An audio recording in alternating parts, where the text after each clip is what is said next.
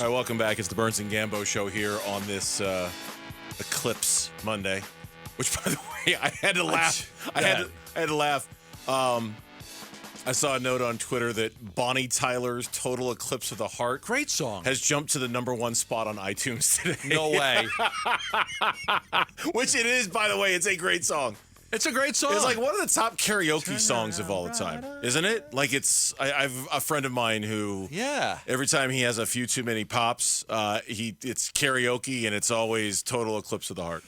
You're going to have to give us a little Total Eclipse of the Heart later, Lauren. We got to hear a little Bonnie Tyler. Apparently, it's the #1 song on iTunes today, 41 years after it came out. Thank you, That Total song Eclipse. reminds me of another song, that Kim Carnes, Betty Davis Eyes. I think they came out around the same time. They came out about the same time. Yeah, they came out about the same time. Turn around, Bright Eyes. So at some point, we'll get you a little Bonnie Tyler later in the show. In the meantime, right now, what we're giving you is a little Minnesota Timberwolves, because there was one thing. I'm glad somebody wrote it, because I was thinking of watching that game Friday night, and then I woke up Saturday morning, and you saw the same column that I did from, I think his name is John Krasinski. He's not the guy who was in The Office. He's the guy who covers the Minnesota Timberwolves for the Athletic website.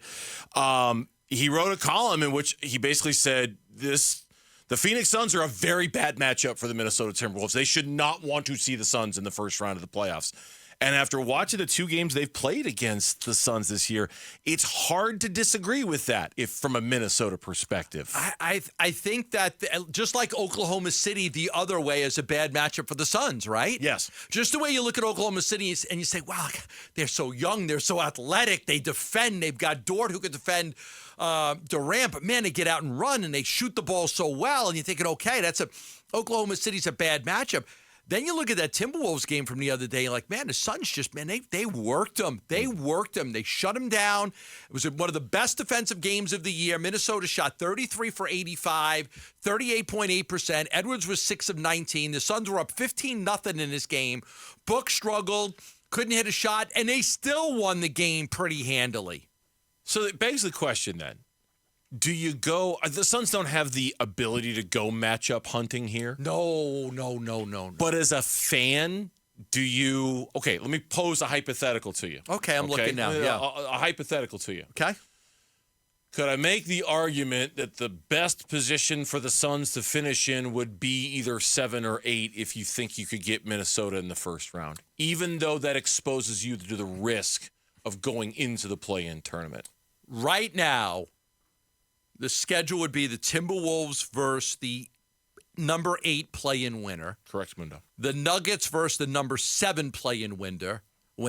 The Thunder versus the Suns, and the Clippers versus the Mavs. That's your playoff right now if the season were to end. Mm-hmm. I still think it's pretty close between like the top 3 teams for the #1 seed, right? Oh, they're separated by a game. By 1 game. Minnesota and Denver are tied. The Thunder are a game back. It's close.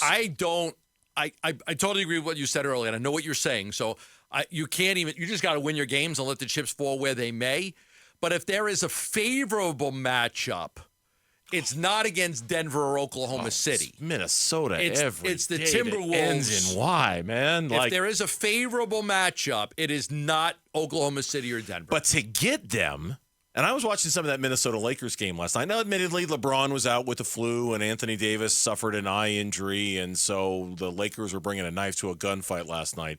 But Minnesota Naz Reid looked really, really good last night. Anthony Edwards looked good last night. Naz Reid was terrible against the Suns. Oh, he was terrible against the Suns. So bad against the Suns. And Rudy Gobert was terrible against the Suns. And Mike Conley was terrible against. They were all terrible. I mean, it was just the Suns. I've never...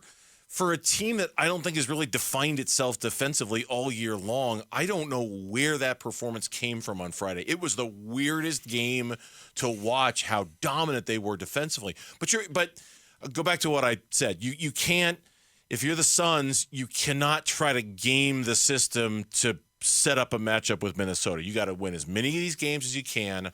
You got to try to stay at it. Now, the dream scenario is that somehow Minnesota falls to 3rd. You stay out of the play-in tournament, and you get the Timberwolves in the first round, and you don't have to deal. That is I wake up tomorrow, and everything is happy, and everything is great. You're 6, they're 3. Yes. So they would have to fall to 3. Right? Is there not a better, outside of moving up to 5 or 4, which we've both ruled out at this point, is there not a better scenario for the Phoenix Suns than to finish 6th and have Minnesota finish 3rd? I'm just trying to think, as I look at this, if you play... Okay, so then 8 would play. So say 8 plays 1, 7 plays 2, 6 plays 3, you win. Then Oklahoma City's out, but Minnesota, Denver, and say Dallas is in. Who would you play next? So you will avoid one of either Denver, Oklahoma City, or Dallas because somebody's going to play each other and beat each other. Mm-hmm. You know what I'm saying? I know what you're saying.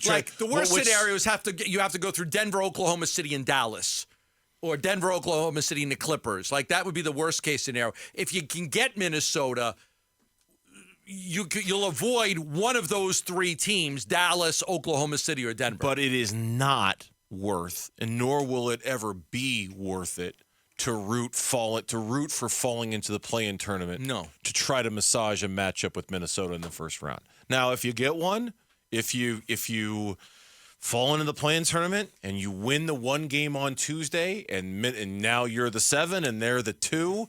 That's not that bad either, right? Because you still get mostly the rest that comes with the play-in tournament. You play on Tuesday. Then not too bad. You 3 wouldn't days play off. again until you wouldn't play again until the Wednesday, weekend. Thursday, Friday off. But there's no doubt of those 3, Minnesota. And then if you look at the bracket, can you stay completely out of the side that involves Denver and Oklahoma City? I mean, it's kind of dreamy too. But we'll see. We'll see. A lot of work to do. A lot of things that need to be done. This week is going to be obviously essential to all that. Thanks for watching Burns and Gambo. Click to see more from the guys and hit the button in the middle to subscribe so you never miss a video from Arizona sports.